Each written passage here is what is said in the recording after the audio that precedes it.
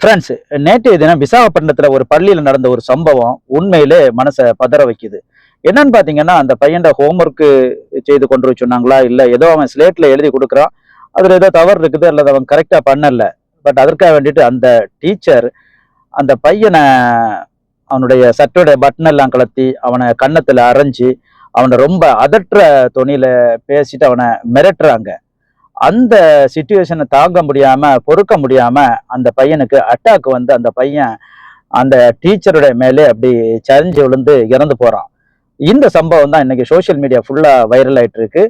ஆசிரியர் பணி என்பது குழந்தைகளை அடிக்கிறதோ மிரட்டுறதோ அல்லது பெர்சனல் வெஞ்சன்சியலை தீர்க்கிறதுக்கோ இல்லாம ஆசிரியர் பணி என்பது ரொம்ப ஒரு உன்னதமான வேலை. அது குழந்தைகளுக்கு கல்வி போதிக்கிறது தான் நம்ம வேலைங்கிறத ஒவ்வொரு ஆசிரியர்களும் மனதில் கொள்ள வேண்டும்.